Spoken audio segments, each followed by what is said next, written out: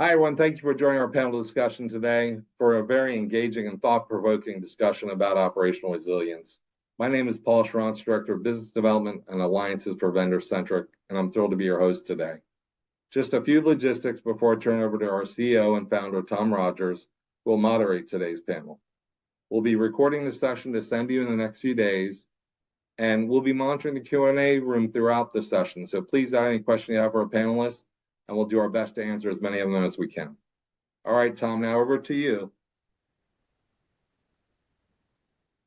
All right, thanks, Paul. And John and Eric, you guys can come on when you're ready.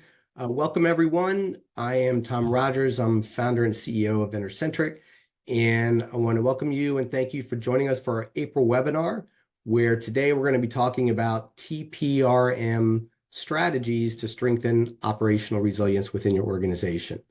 This is absolutely a hot topic right now. I was talking to Eric and John as we're preparing for this session, and there's a lot happening around operational resilience and third-party risk.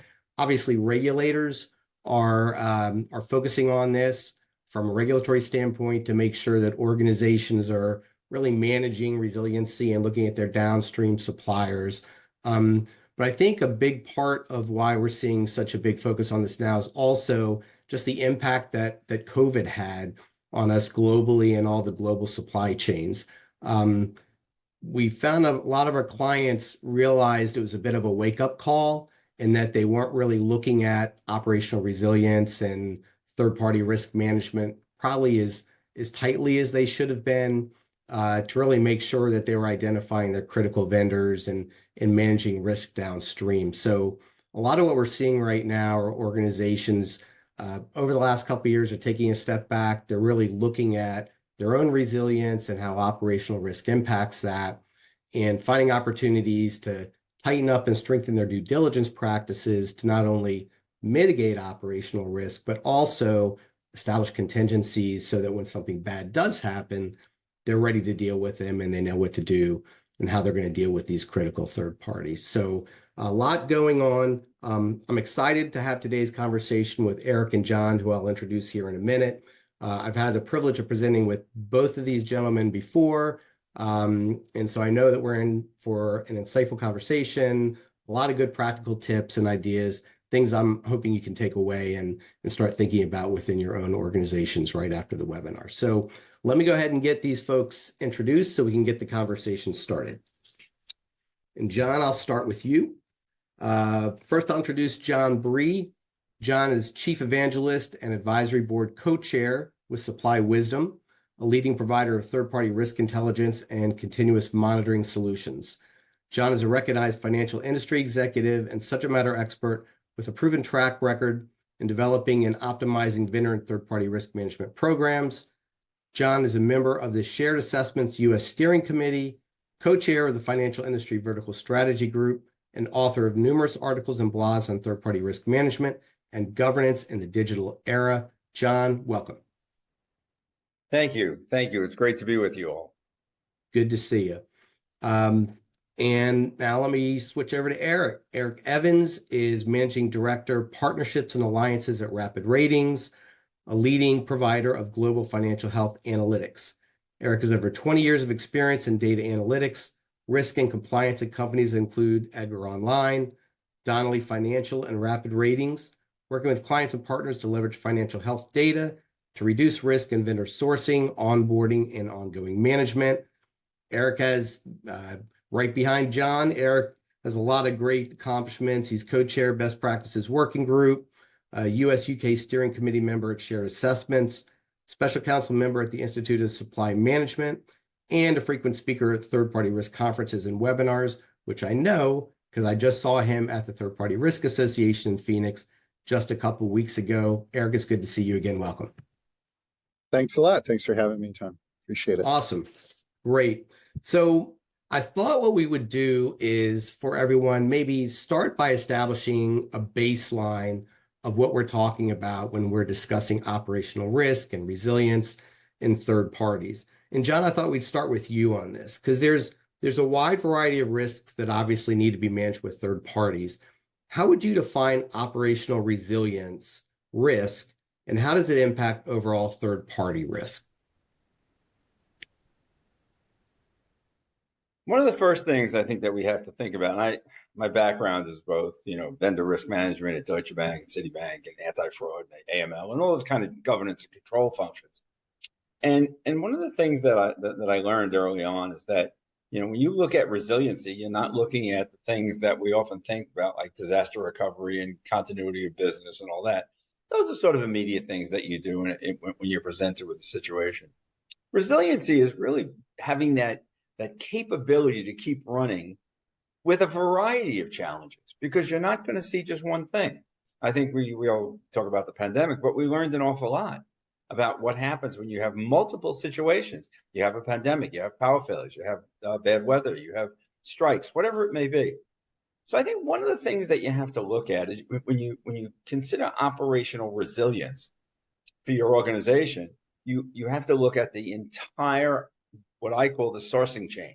If you're on the manufacturing side or the production side, you have a supply chain where you have a lot of inbound things and products and support you need to get your final product out to your market.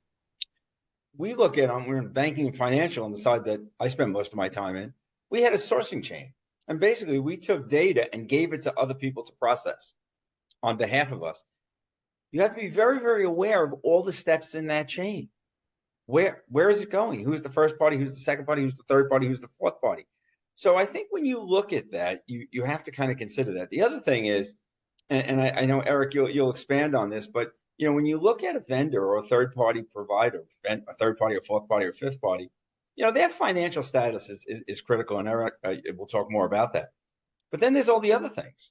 Where are they in litigation? Where are they in compliance? How are they doing staffing wise? Do they have, are they in a jurisdiction that is prone to problems? So I think when you consider it all, you have to look at everybody in your chain that makes either your product viable or your service or business viable. And if I could piggyback real quick, Eric, and then I want to get your thoughts on that. So John, Sure. I mean, that is a great point to start this, because what I think you're saying, correct me if I'm wrong, is that resilience looks differently depending on what you do as an organization, right? So if you're in manufacturing, you have a true supply chain, you're going all the way down to where stuff is grown. You've got a different type of resilience than if you're in banking and you're using that to share data and move financial transactions through. So that resiliency is everything that fits into that, but it really ties back to what you do as a business, right? Absolutely. Yeah, I think that's the best way to look at it is, that you do have a lot of components that make up your final product, whatever that final product is you're selling to the market. Yeah. So it's not a one size fits all. We'll get into this. I mean, there's some common things that you're looking at, but in terms of what that looks like for you, it's going to look very different depending on what you do. Now, that's a great start. Eric, thoughts on that? Yeah, I would echo that what John said. It's really about following those goods and services, or follow the data. I know a lot of people have said that before, but really following the data or where those goods and services are going. And if you're in manufacturing, it's really about that end to end and where it's flowing. And as John said, you might be looking at location. And so depending on where that's being delivered, different things are happening in different locations. And we know that operational risk is a combination of, inadequate or failed internal processes, people, systems, and of course, external events. So, following that close supply chain or source chain is really important. And there's a lot of different loss event types. Yeah. So let's break that down a little bit more then. So, we're talking about operational resilience. You're looking at kind of your chain of your suppliers, as well as what you do internally with your own services that you're doing as well, that ties into overall resilience. But Eric, you had mentioned location. We also know that financial health is an aspect of that. So as you start to think about operational resilience and the type of risks you need to be thinking about with your third parties down below, could you start to let's start, if we could tease out a little bit about some of those common categories that folks need to be thinking about, location being one, financial health being one. Right. There's a variety of them. So can you talk a little bit more about that? Yeah, absolutely. I think it's a lot of different categories with the financial, the cyber hygiene, right, of a company. Um, what it's doing around if there's any fraud or anti-crime. There's ESG, sustainability, natural events occurring in a certain region, geopolitical events. So you really have to look at all of those things, with what's happening to that third party. And with financial health, we're seeing a lot around obviously economic pressure and uncertainty. There was last year really, in terms of Chapter 11 filings, it was almost as high as 2020 in the pandemic. And so Chapter 11 filings increased 73% in 2023 over 2022. And what's really interesting, we looked at the stat of private companies that failed last year, and they were 9 times more than public companies. So very, very interesting to really keep an eye on not only the types of goods and services and the data, but also the type of company, public versus private. Private companies have accumulated a lot of debt and now have less working capital because many of these companies are struggling due to high interest rates. And the cost of capital is much higher than 3 years ago, right, with high interest rates. So it's interesting. So if I could stay on this for a second on the financial health, because you talked about a number of things, right? Let's hone in on financial health for a second, just from a risk perspective. Sure. So you had said that that bankruptcy filings are up. I was going to ask you why. I think you answered that. High interest rates, borrowing costs are driving a lot of that. Folks are having cash flow issues. Is that accurate? Lack of working capital, liabilities are up, and also their financial leverage.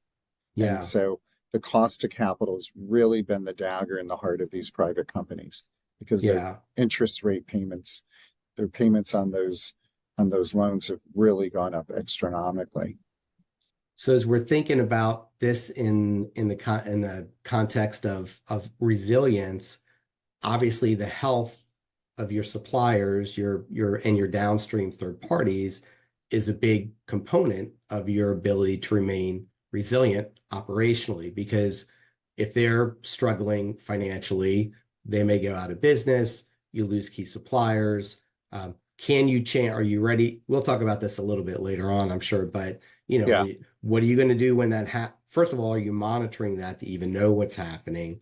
And then if something is happening, what are you going to do? How do you get proactive in addressing that? Right? Absolutely. We did a correlation study a couple of years back with some of our clients' data around quality control and delivery. And companies that were financially distressed were more than 2 times likely to ship a defective product and more than 2.5 times likely to ship late. So that's really the distressed companies, really those issues bled over to operational risk, right? And so will they be as resilient with a cyber breach or an ESG issue? Will they bounce back if they have an incident like that or a natural event? Right, right. So the pressure that they're feeling financially obviously can potentially impact your ability to deliver on your own products and services or whatever it is that they might be doing for your organization as well. So that's a big one. So John, maybe you could talk a little bit about a couple of the other, kind of areas in which you think are really important folks should be thinking about as they're looking at resilience and managing certain types of categories of operational risk with their third parties. Yeah, one of the things that we often forget is we wait for an event to happen. And then we react to that event, or we prepare for just an event. What we have to do is we need to look for what we call cascading risk or indicators. So in other words, you might, and we always talk about, finance. Everybody talks about cyber. Cyber is a hot item. It's a critical item. Always. Yeah, but it's really interesting. We actually done some studies where we were able to show over a 4 or 5 year period deterioration in financial status, compliance, litigation, staffing, senior management turnover. And we were able to see all of this. And then there was a ransomware attack. Now, did that cause it? Well, not really, but what you could determine from that was maybe because of all these other pressures, like Eric was talking about before on the financial side, management had to take its eye off the ball, or they Yeah. had to redirect resources. Yeah. And when this problem started, they were no longer in a position to deal with it. And those are the things you have to think about. So you have to look. It's not a one and done. You have to look at this over a period of time and look for the deltas. I mean, when I was in the banking industry for so many years, I mean, we never looked at credit as if, you had a change this month in your deposit balance. We tracked that over a period of time. Same with your credit payments. All that information is there. And what we have to start to do is use that to identify a pattern. Now, how you do that, I'm not going to take too much of the time, but one of the things that is a thing called look back that we used to do in a lot of times in the fraud industry and in the AML industry. But you look back. So if there is an incident, and that's how we did our study, there was a ransomware attack. We then took that client, that vendor, and we went back over 5 or 6 years and looked at all the categories that we monitor. And we even borrowed some data from our friends at Rapid Ratings because they have a little more in-depth stuff on some of the private companies. So we looked at that and we said, we saw all this deterioration. So we took an event, we looked back, were able to find out a pattern, and now you can match that pattern. So when you see that pattern start to develop, you can actually maybe crank up your oversight. Yeah, be a little more predictive, right? That's right. And take a harder look at that company and maybe, send out 10 questions to have them answer it, or speak to the relationship manager and ask them, this company is having, they're showing, a Rapid Ratings report is showing that their credit rating has changed. Why is that? Yeah. So real quick, so for operational risk perspective, you talked about the categories that you all are looking at. Eric, we dove deep with Eric into financial. What are some of the categories that you all are managing? So as we give folks on the call here an idea of, hey, as we're looking at this, what are the types of things in addition to financial health you should be thinking about X, Y, Z in terms of operational risk categories? We obviously look at cyber, and we Yep. look at compliance, we look at ESG, we look at operations, and then we also look at the location where the service is coming from, Okay. not the location of the headquarters. Where is that vendor delivering you service from? Mhm. Right. And we track that. So when you look at all of that in one pane of glass, you can actually see a deterioration. So you can link all these things. You can even link a fourth party to it. Yeah. So if you have a known fourth party, you'd be able to see that whole pattern. And that helps you then you have your financial analysis, and then you have all this other analysis that supports it. Yeah. And I know in our prep for the call, you had mentioned that one of those categories, location, Yeah. was getting a lot of love right now. So why is that happening? What's going on with that? I mean, Well- some of it might be obvious, but I'm just curious as to your thoughts. Yeah.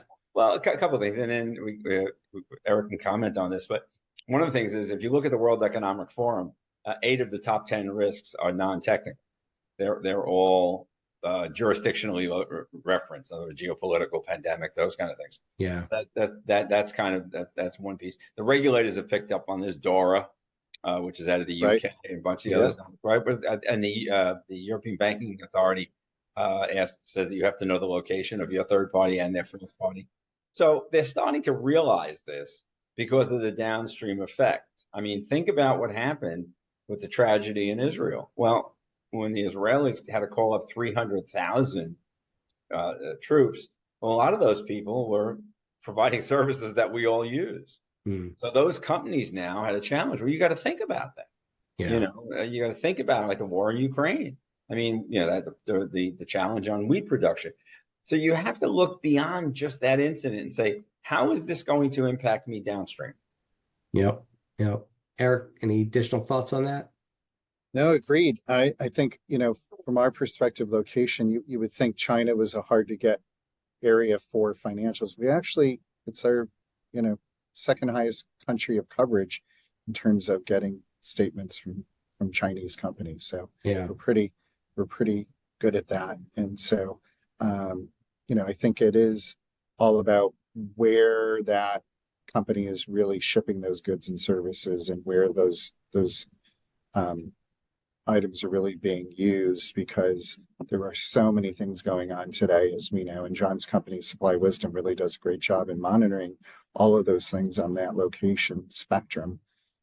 Yeah, no, and I think, John, you made a great point, which is it's not the location of where the organization's headquartered. You're looking at, hey, me as a customer, where am I getting my services from? That's where I really need to be, whether it's a data center, whether it's outsourced, whatever it may be. That's where my risk lies. That's a good point. Let me just remind everybody, I want to let you know, if you have any questions, you can drop them into the Q&A. I'll be monitoring that throughout the conversation, and I'll try to get to as many questions as I can. But let's move on from kind of the overview to talking a little bit about due diligence. And so we've got these critical vendors, important vendors that we're working with. They're doing stuff we need to be worried about from our own resiliency perspective. Obviously, there's different types of due diligence we could be doing with them, from questionnaires to monitoring to financial analysis, things like that. So, what types of due diligence should organizations be thinking about and evaluating with potential operational risks with their third parties? What would you be recommending folks be doing? John, you want to start? Or I can jump- Okay, I'll give it a whirl. Well, I think Give it a whirl. I'm sure you can. Oh, Yeah. There's a couple of things. I think, we need to simplify our due diligence. We need to, at the front of a decision, of a thought process where you're doing your initial research, we should be able to clear out a lot of the due diligence questions right there. We shouldn't be waiting till we're down to contract. Up front, we should determine, are they legitimate? Where are they located? Can we validate that? Validate. Yep. They're in the building they're in, right? Do they have a financial statement? Don't they? Do they have a license to operate where they are? I mean, these are very basic questions. I mean, who's the management committee? And one of the things that I think about, so that's that upfront piece. The other thing is, and Eric, you can talk about private companies a little more, but one of the things about private companies, it's hard to get a lot of data on them. It's only because they don't publish, annual reports and quarterly reports and all this stuff. So you need to look at some of the things that one of the things that we look at is what we call a public presence. In other words, if we go out through our systems and we try and pull in information and there's really nothing out there, well, why would we want to do business with somebody that nobody knows anything about? I mean, you need to start to think about, like, what is the public posture or profile of this company? Are they real? Do they exist? So that, I think, is some of the early things that you have to do before you even get into, their capabilities. Are they real? When do you, so John, this is one that always comes up. We have our opinion, but I'd be curious as to what you all think. When do you start that? So let's take a process. Let's say I'm trying to find a new vendor that I want to work with. I'm going through some procurement process. When do you start collecting this information? Are you doing it when you're actually collecting maybe proposals and quotes? Are you waiting till you kind of narrow folks down and getting that information at that point, concurrent to contracting? What is your opinion on that? I think there's real value in RFI and RFP. Request for information. Tell me who you are, what you are, where you are, what you're doing. That is an early stage. It's not complicated.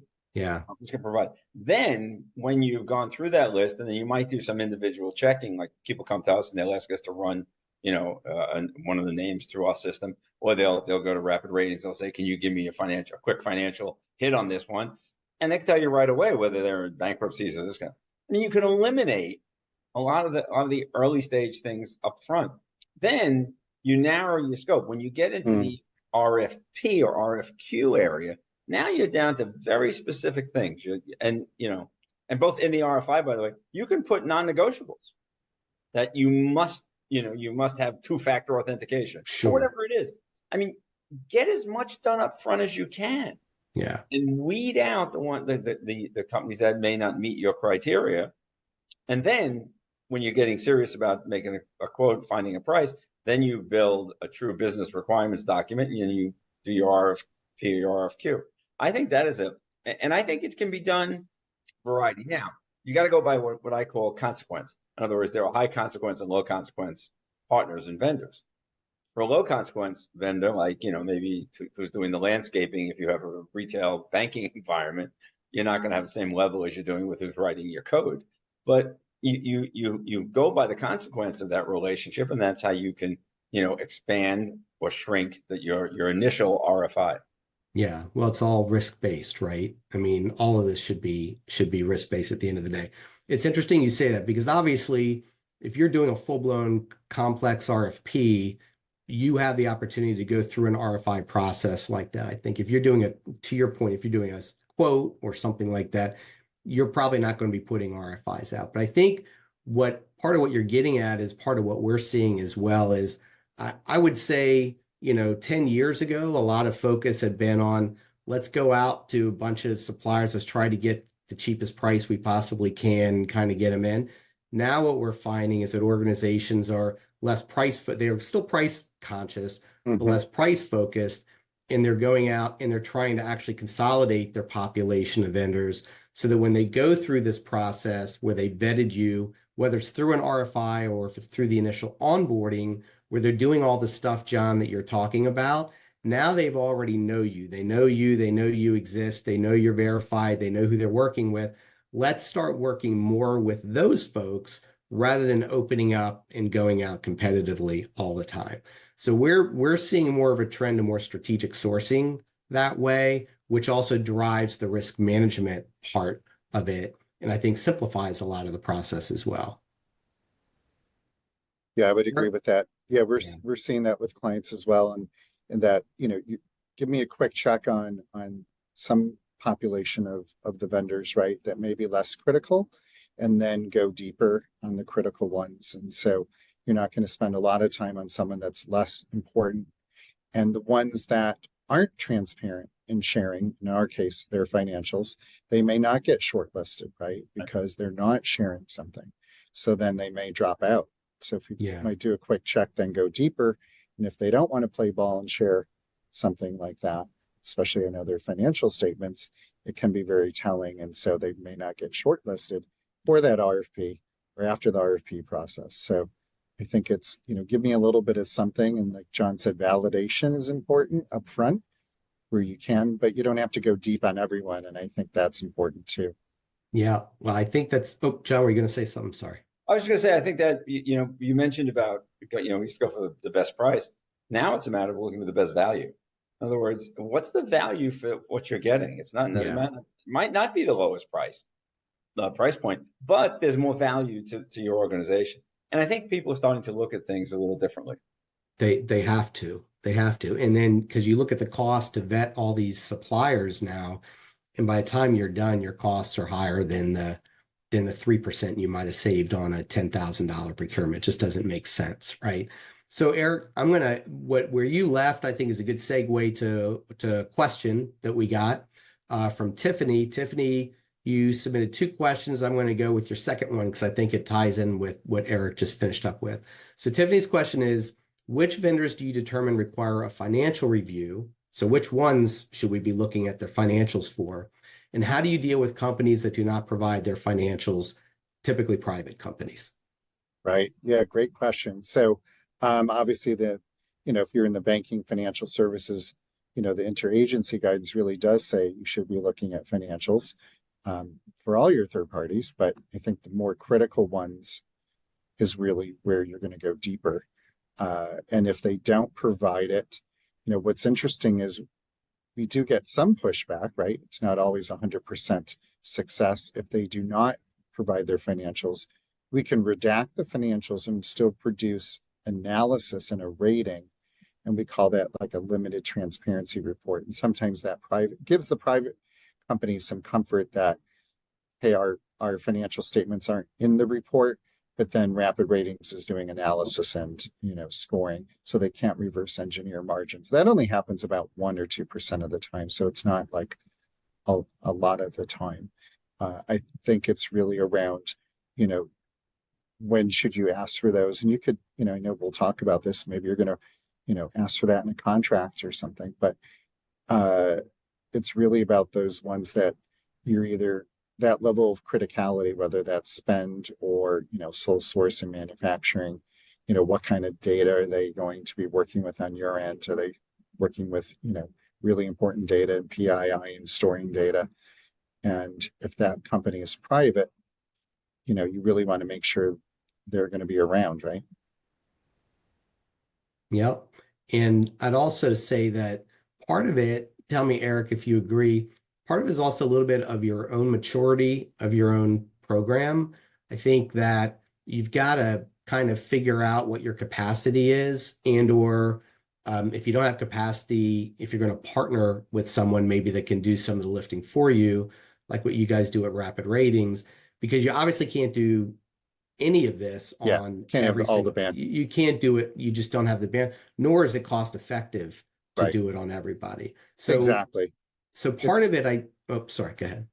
Yeah, it's really that quick check, perhaps. And so we actually came out with something called a health mark you could use. And so that's based on credit and firmographics and aggregated data on a supplier that where we have gathered the financials. Again, health marks on a private company. And so you may want to run that quick check so you're not contacting them. Then, depending on the red flag that you get around that, or we also are transparent on what kind of data goes into it. If there's not a lot of signals on it, then you may want to prioritize to go deeper, or if it's high risk. But if it's not, and we've got a lot of data on it and it's low risk, there's no reason to go deeper.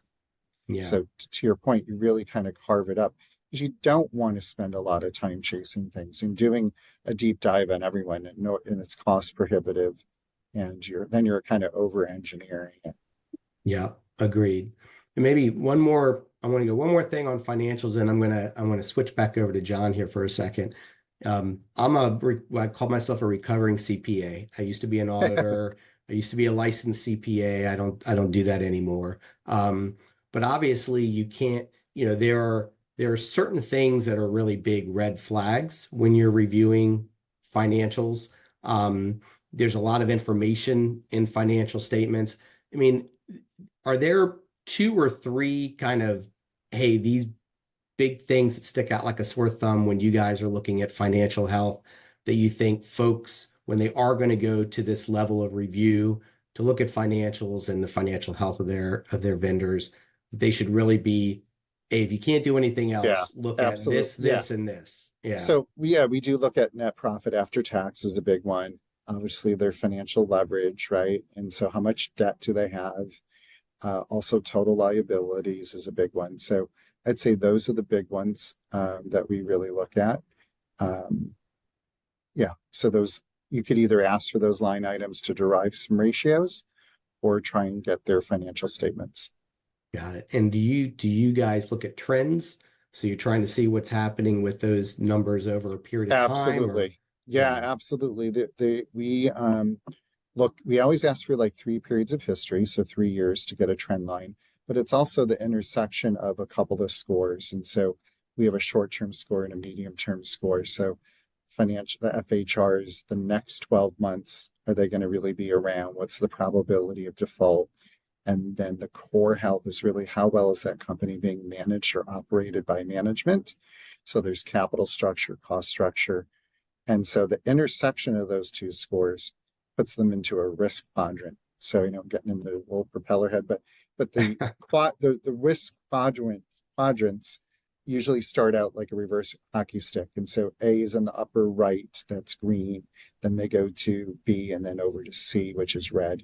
And so it's really like a reverse hockey stick. When you look at a trend line down from a financial perspective over several quarters or years, take any of the bankruptcies, Bed Bath and Beyond, or, some of the other ones out there, Yellow Corp. And so, you see them slipping down into those quadrants. Yep. No. And I keep it simple, right? I think cash is king with everything. So when you're looking at debt, so you're looking at profitability, but profitability doesn't always tell you how they're doing from a cash standpoint, as you know. Right.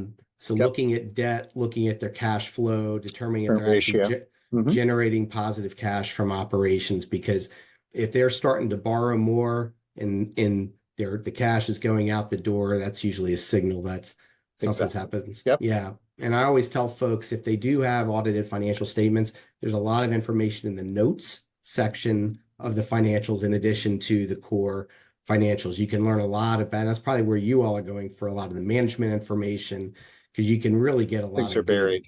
Yeah, good exactly. stuff out of the notes as well. Yeah.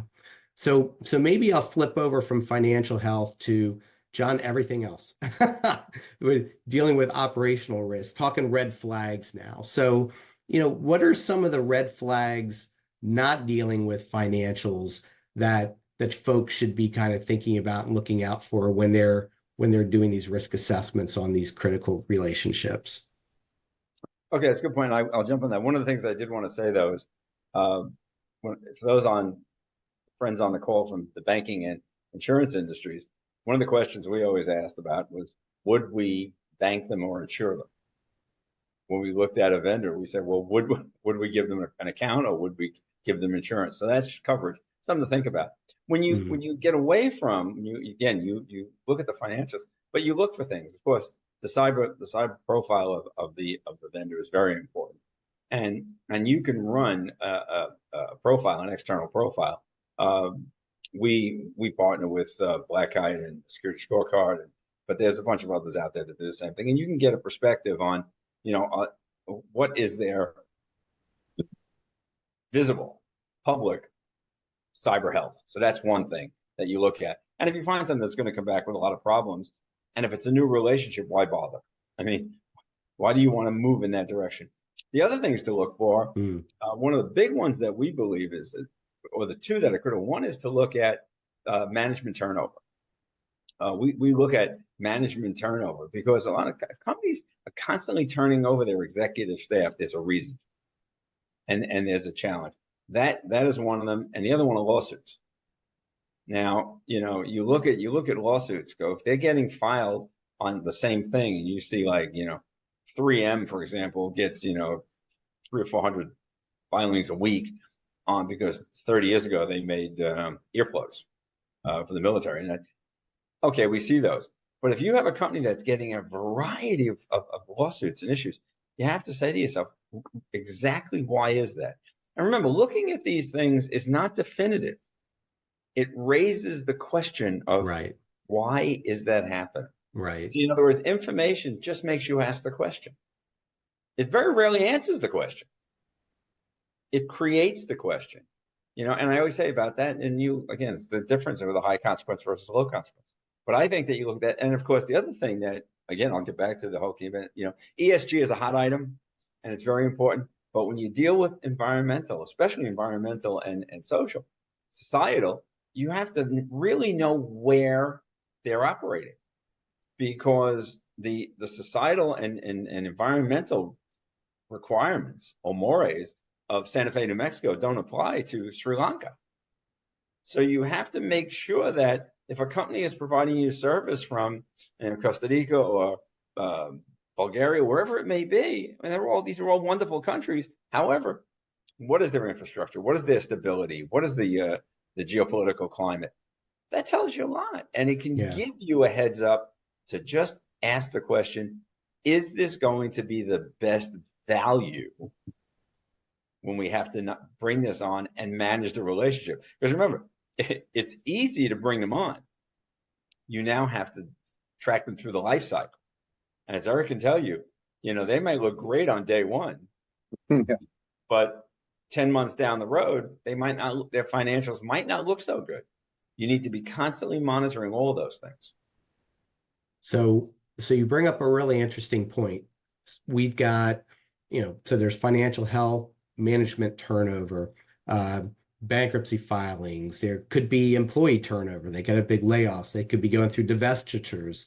So they're selling off parts of the business, maybe because there's lots of things that you could probably be looking for. You're doing it. And I know, traditionally folks are using some type of questionnaires to do that. And we're seeing more and more risk monitoring solutions like what you guys offer to supplement that both on the front end and an ongoing basis as well. So on the front end, when you find these things going on, I think, John, to your point, you have a chance to step back before you electronically sign on the dotted line, and you can say, hey, do we want to go down this path or maybe find an alternative? What happens is once you get into the relationship and then you start finding these things, and now all this stuff is starting to present itself. So what do you do in those situations? What are your best practices in terms of, so we're starting to find issues with financial health.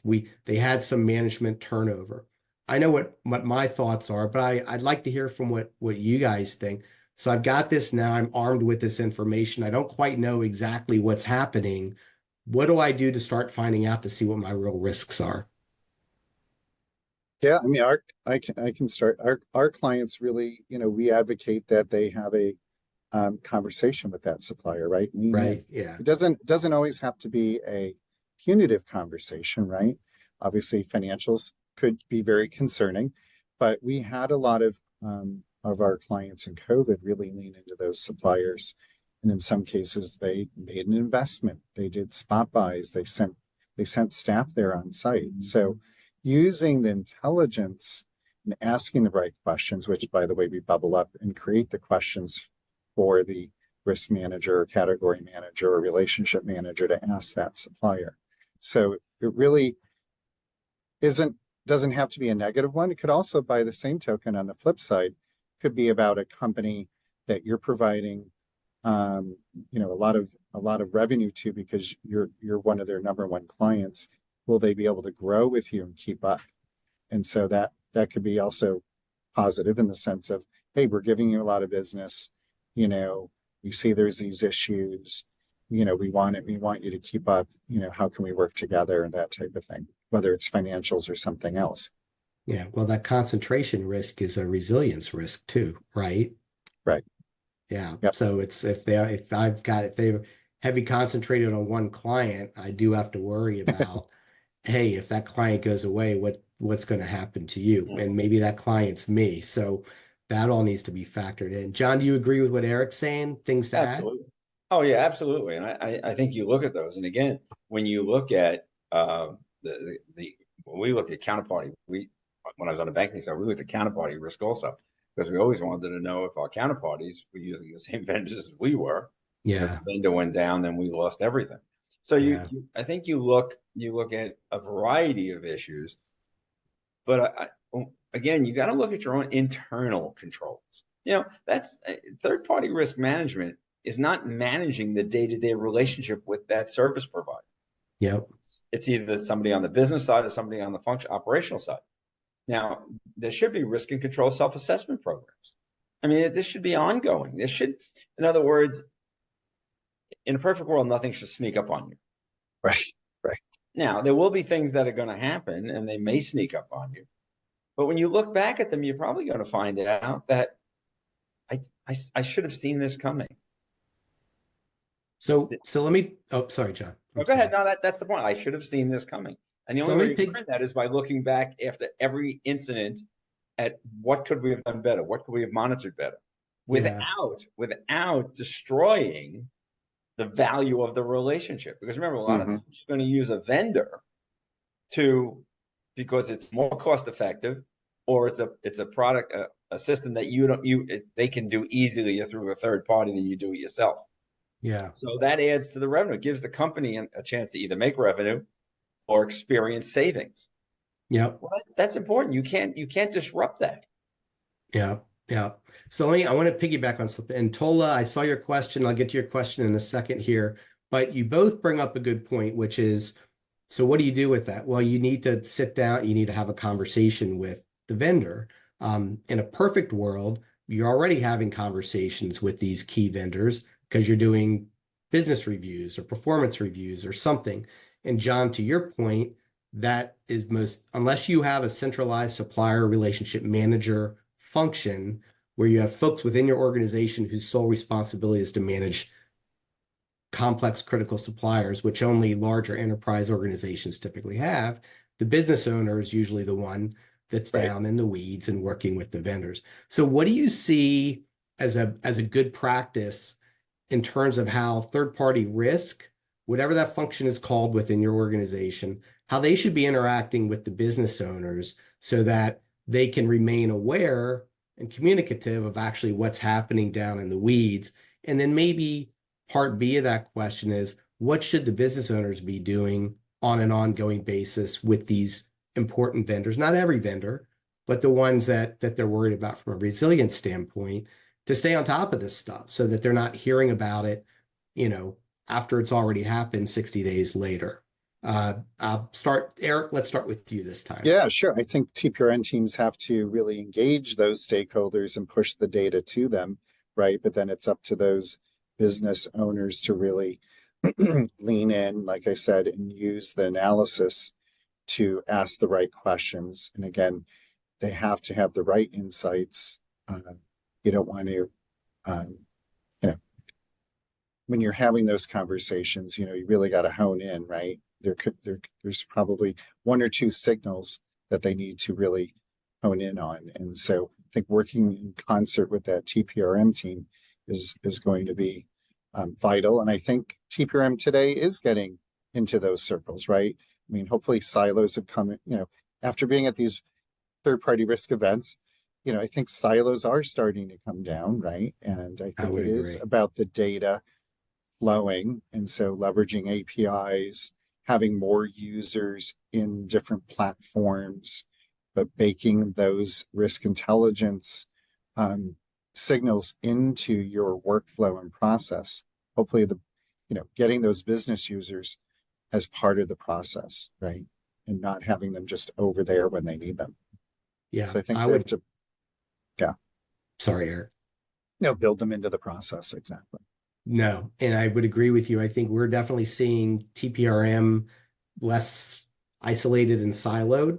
Although I will say it's like Puxatani Phil kind of crawling out of the hole. I think there's still a lot of work to do to kind of get fully integrated, but that's a key part of it. And the other thing you hit on, I think, is procedures, is having some procedures that enable TPRM to work with the business owners so that there's some standards everybody's following and it's not all done kind of ad hoc as folks think about it and want to do it, John, anything you wanted to add to that? Not really. I just think that I kind of go back to basics. Maybe I've been doing this too many years, but I believe in KPIs and KRIs. I mean, I believe you got to track those performance indicators and the risk indicators, but pay attention to them. Don't just track them. What is it telling you when, little things? I mean, think about, and of course, risk and control self-assessment. Think about something very minor. If you have a vendor that is accessing your platforms, your systems, your CISO, your information security group, is monitoring how many entitlements they ask for and how much activity they have on a daily basis. That's standard log information. Why don't you just look at that every month? Have they increased the number of entitlement requests? Well, that means they're turning over staff. Has their normal activity, their log activity, gone up or down more than 25%? Why is that? And these are just basic things that we have that are there day to day. But a lot of times, the folks in vendor risk don't look at that. Well, because it's not in their wheelhouse, but it should be.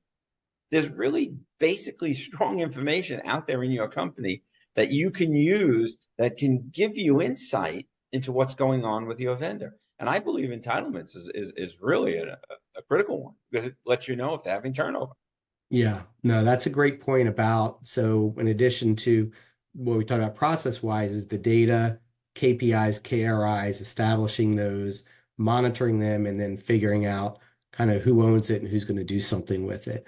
I'll say this, the more the mid-sized organizations, they struggle with that. They don't have the right systems in place a lot of times. They're not quite sure what they should be. I think the more mature programs are doing that, but even then, it's kind of everybody's going like that versus really knowing who's monitoring the stuff and ultimately responsible for sharing. But that's a really good point about the data.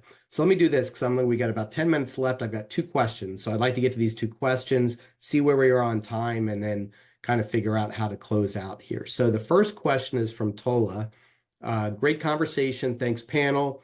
Aside from service level agreements, aside from SLAs, D&B for financial, etc., what are the areas that are most, sorry, I'm trying to, that are most for continued monitoring of third parties in addition to InfoSec?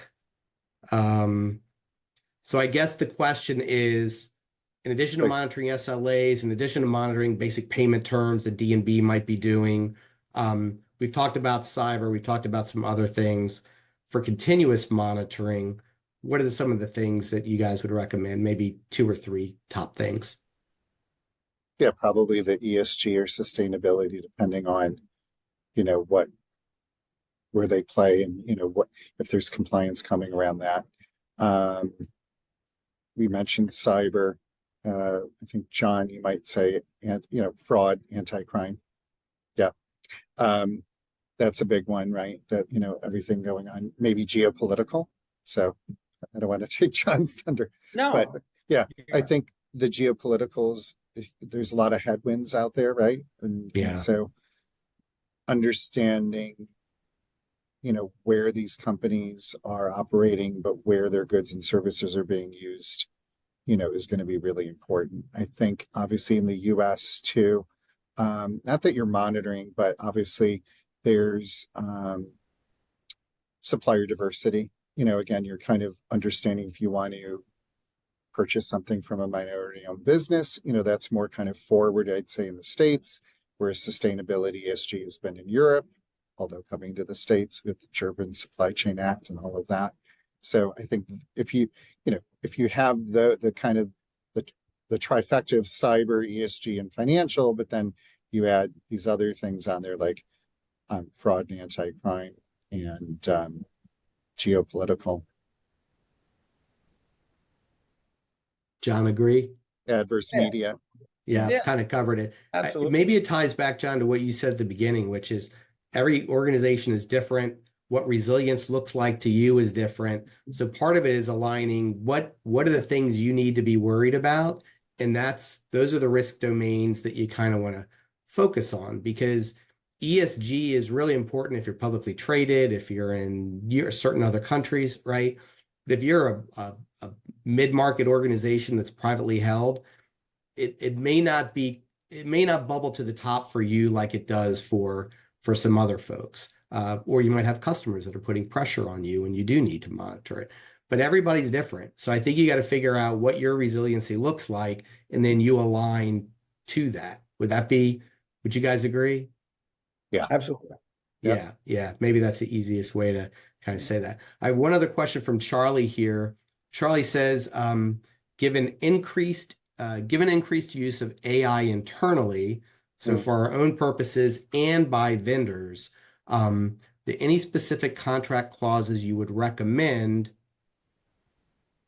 or including for existing or new relationships?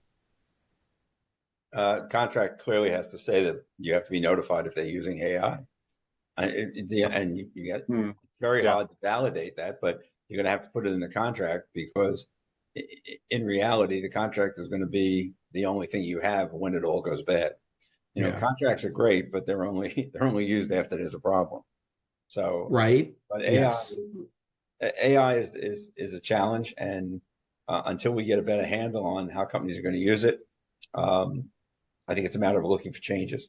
If something all of a sudden starts to happen too fast, if things are coming too fast, too quickly, how all of a sudden did a report that used to take 3 hours now take 26 minutes? I mean, you got to think about those kind of things. Right. Are they using AI, and then maybe what's their policy around AI?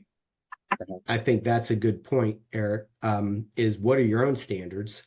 So what are your policies? What's acceptable or not? And then you have to figure out how you flow that down to whatever your contractual requirements are going to be with third parties. It's interesting. I had a client that's based in Maryland, an insurance company that just sent me. Maryland sent out a bulletin 24/11, the use of artificial intelligence systems in insurance.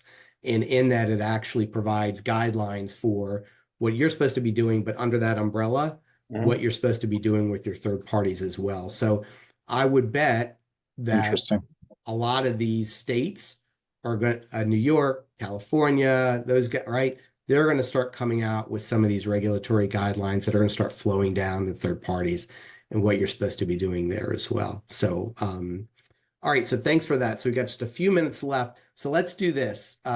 Great conversation. Thank you everyone for your questions. Let's just go to our speed round here.